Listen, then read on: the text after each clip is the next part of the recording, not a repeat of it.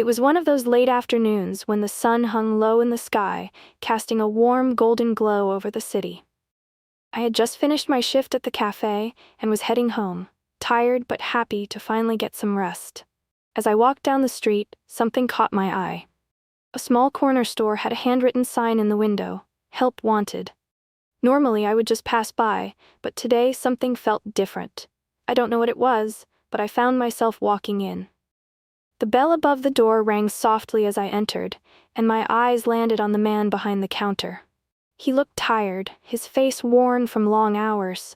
His shirt was a bit wrinkled, and there was a faint stain on the sleeve. His name tag read Tom. Tom didn't notice me right away. He was too busy juggling a phone call, helping an elderly woman with a package, and giving change to another customer. It was clear this man had a lot on his plate. I couldn't help but notice the bags under his eyes, and how his hands shook slightly as he handed over the change. I hesitated, standing by the shelves, trying not to intrude on his busy day. He finally glanced up, and I gave him a small, polite smile. That's when I noticed it. The tiredness in his eyes wasn't just from work. There was something deeper, something more personal that weighed him down. "Can I help you?" he asked, his voice soft but filled with exhaustion. I blinked, unsure how to respond.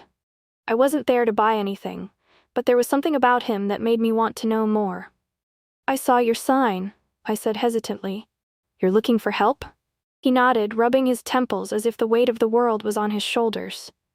"Yeah, it's been hard keeping up with everything. The hours, the bills, trying to make ends meet." He let out a deep sigh. It wasn't just the store that seemed to be struggling. There was a quiet sadness to him that I couldn't ignore. "Are you okay?" I asked before I could stop myself. I didn't know why I'd said it. It wasn't any of my business, but something in his expression made me feel like I needed to ask. Tom hesitated for a moment, as if debating whether or not to open up. Then he leaned against the counter, his shoulders slumping. "It's just tough, you know? I'm doing my best. Got a kid at home, I'm working 2 jobs, barely getting by. Some days, it just feels like it's never enough." I was taken aback. He was a single father, struggling to balance everything. I could tell he was trying to keep it together, but there was a quiet desperation in his voice that made my heart ache. Before I could say anything, a small boy, maybe 5 or 6, ran into the store. His messy hair and wide eyes looked familiar, but it wasn't until he reached the counter and grinned up at Tom that I realized who he was. "Dad, I finished my homework." The boy's excitement was a stark contrast to the heavy air that seemed to hang around Tom. "That's great, buddy," Tom said with a smile that didn't quite reach his eyes, but his son was oblivious to the tiredness in his father's face, simply happy to be home. The boy reached up, tugging on Tom's sleeve. "Can we have pizza tonight? I'm starving." Tom's smile faltered, but he nodded. "Yeah, kiddo, we'll get pizza." I watched them, feeling a strange mix of admiration and sadness. Tom was doing everything he could to make sure his son had a normal childhood, despite the struggles. And that's when I made a decision. The next day, I found myself back at that little corner store. I hadn't planned to return, but after our conversation, I couldn't stop thinking about Tom and his son. I walked in, the bell above the door ringing once again. This time, Tom looked up and actually seemed surprised to see me. "You came back?" he asked with a half smile, clearly not expecting it. "I didn't think you were serious about the job." I shrugged, my hands nervously fiddling with the strap of my bag. "I wasn't. But I've been thinking about you and your situation. You work so hard and it's clear you care a lot about your son." I paused, glancing around the store, which seemed like it was on the brink of falling apart, an old counter, outdated shelves, and a lot of empty space. Maybe I could help? Even if it's just for a little while. Tom stared at me, as though unsure of what to make of my offer. "You don't have to. I mean, I'm not asking for charity or anything."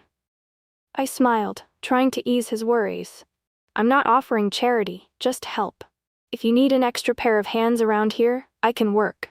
I know it's not much, but maybe it will take some weight off your shoulders." For a moment he just looked at me, his expression guarded, before letting out a long sigh. "It's not just about the store, you know?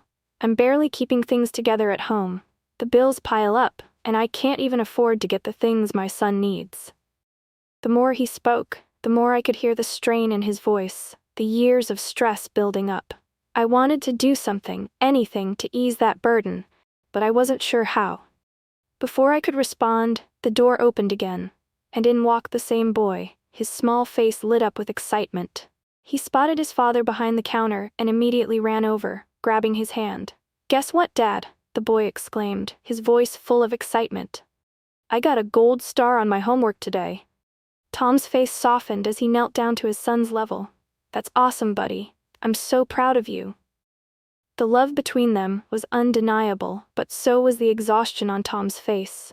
Watching him try so hard to hold everything together for his son made my heart ache. I took a deep breath. "Look, I don't know what it's like to be in your shoes, but I can see how much you're doing for your son. I don't want you to feel alone in this. I can work here part-time, help out however I can. It won't be much, but maybe it'll give you a little space to breathe." Tom hesitated for a moment, and then, to my surprise, he smiled. It was a small smile, but it was the first one I'd seen that actually looked genuine. "You know what? That might actually be a good idea. I could really use the help, but I can't pay you much. The store it's struggling." I shook my head quickly. "I don't need much, just enough to get by, and if it helps you, it's worth it." Tom studied me for a moment longer, then nodded. "All right, I'll take the help." As we shook hands, I couldn't help but feel a sense of relief. I knew this was just a small gesture, but somehow it felt like the right thing to do. Little did I know that one decision would lead to something I never expected.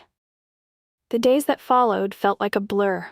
I started working at Tom's store, and it quickly became a routine. I'd come in every afternoon after my shift at the cafe, helping with stocking, organizing, and even chatting with the few customers who came in. The store wasn't much, but it was clear it had its loyal patrons, and they appreciated the effort Tom put into making it a part of the community. Tom wasn't around much. He'd come in late at night, exhausted, only to leave early in the morning to start the cycle again. But every time I saw him, I noticed how his shoulders seemed to ease, how his face looked less weighed down. It was small, but I could tell the help was making a difference. One afternoon, as I was sweeping the floor, the bell above the door rang, signaling another customer. I looked up to see a familiar face, Johnny Depp. I froze for a moment, unsure if I was seeing things. Could it really be him? But sure enough, it was Johnny Depp, dressed casually in a leather jacket and jeans, his signature dark sunglasses perched on his nose. He looked like he was just passing through. But when his eyes met mine, I realized something. He wasn't just here to shop. "Excuse me," he said with a smile, his voice smooth and easy. "Is the owner here?" I was still trying to collect my thoughts, but I pointed toward the back where Tom usually took his break. Johnny nodded and walked toward the back of the store. Tom came out a few moments later, his face lighting up when he saw Johnny. "Hey Johnny, what's up?" Johnny smiled, though there was something in his expression that made me curious. "I was in the neighborhood and thought I'd stop by, see how you're doing." Tom looked surprised. "I didn't expect to see you today." "I know, but I've been hearing a lot about you lately," Johnny said, his voice low and sincere. "Word is, you've been struggling a bit. I wanted to check in, make sure you're okay." Tom looked taken aback but then quickly masked his emotions. "I'm fine, Johnny. Just a little tough, you know?" Johnny nodded, not pressing further. "I get it. I've been there myself, trying to keep things afloat. But there's one thing I know, you can't do it all on your own." I couldn't hear their entire conversation, but I could see the concern on Johnny's face. He wasn't just offering sympathy, he was genuinely invested in helping. After a few minutes, Johnny turned to me. "How long have you been working here?" I blinked, surprised that he was addressing me. About a week. I'm just helping out." He smiled, his eyes crinkling at the edges. "That's good, it's important to support each other." Just as quickly as he had arrived, Johnny made his way to the counter to pay for a few things.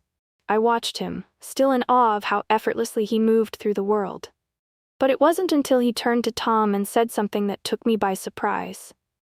"You know," Johnny began, lowering his voice, "I've been thinking.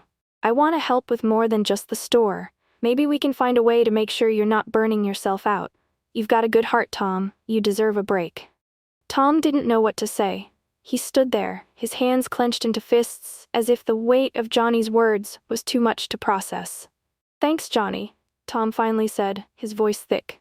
"I don't know what to say. You don't have to do this." Johnny simply smiled. "It's not charity. It's what friends do for each other." As Johnny left, I felt a strange warmth in my chest. There was something about his quiet generosity, the way he truly cared, that had a profound impact on me. It wasn't just about the money, or even the help. It was about the kindness, the way people came together when life was tough. But I didn't know it yet. This wasn't the last time Johnny would cross paths with Tom and me, and the surprises that followed would change everything. The next few days felt like they were moving in slow motion. Tom seemed lighter, like a huge weight had been lifted off his shoulders. Johnny's words must have meant more to him than I realized, and I could see him working harder, but with more hope in his eyes. It was as if, for the first time in a long while, he believed things might turn around. Then, one evening after my shift, Tom asked me to stay a little longer. "I need to talk to you," he said, his voice serious, "about something important." I wasn't sure what it was about, but I could see the nerves in his eyes, the same way a person looks before making a big decision. We sat on a bench outside the store, the streetlights casting long shadows as we spoke. "I've been thinking a lot about everything," Tom began, looking down at his hands. "Johnny's offer, what he said, and I've realized I can't do this alone anymore." I watched him closely, wondering where this was going. Tom continued, his voice barely above a whisper.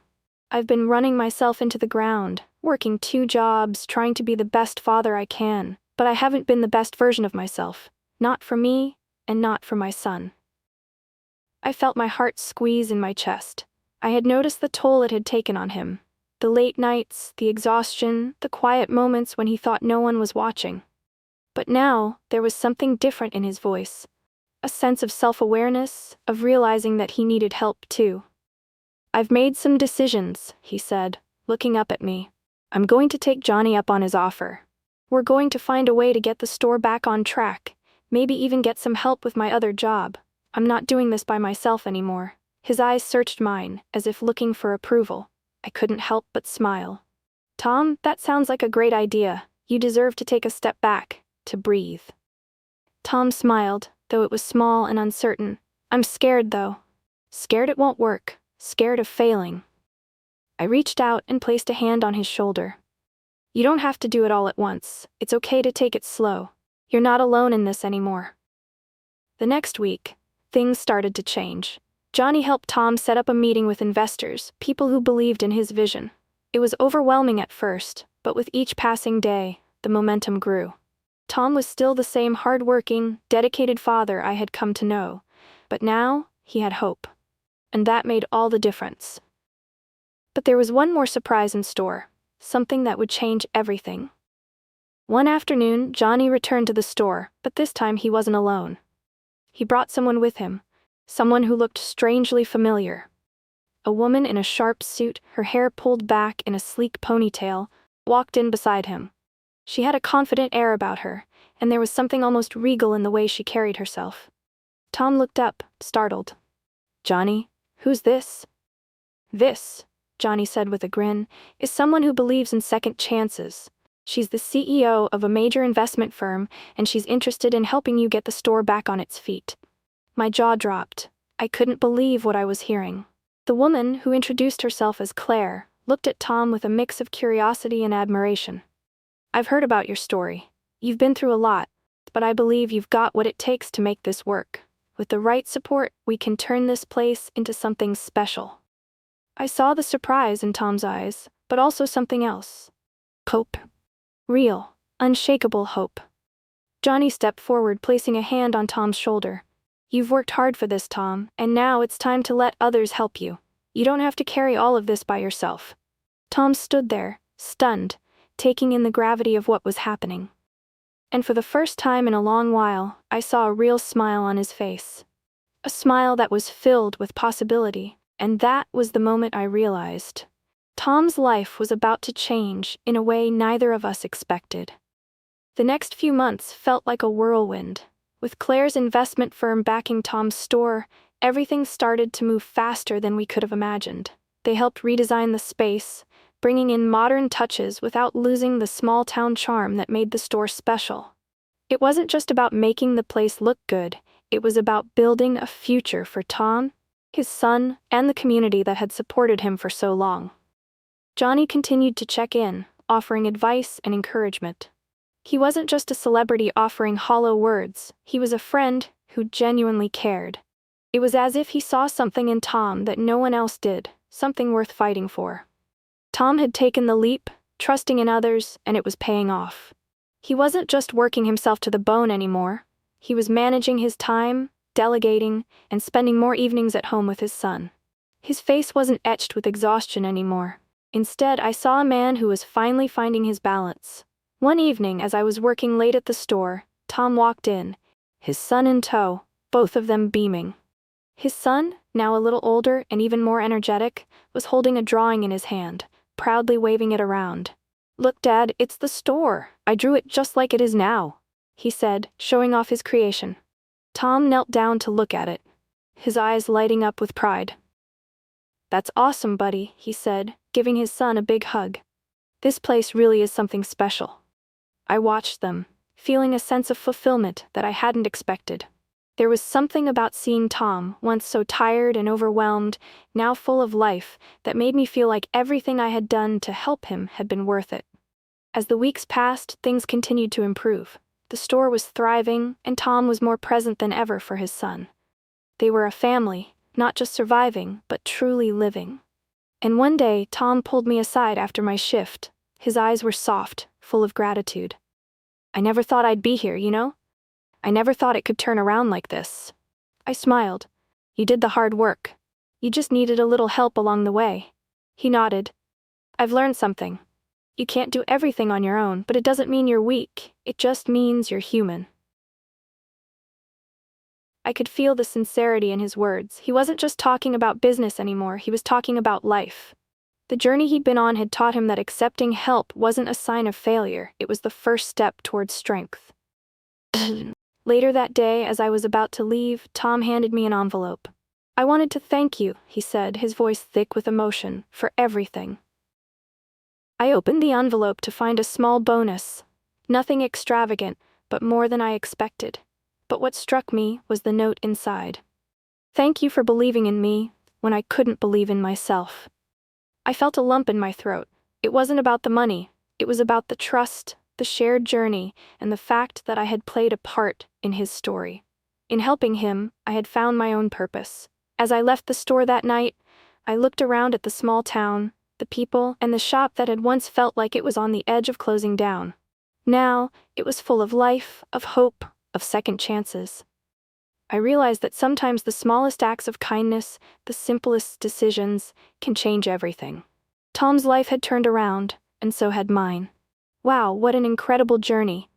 From struggling to find hope to turning everything around, Tom's story reminds us that no matter how tough life gets, there's always room for change, and a little kindness goes a long way.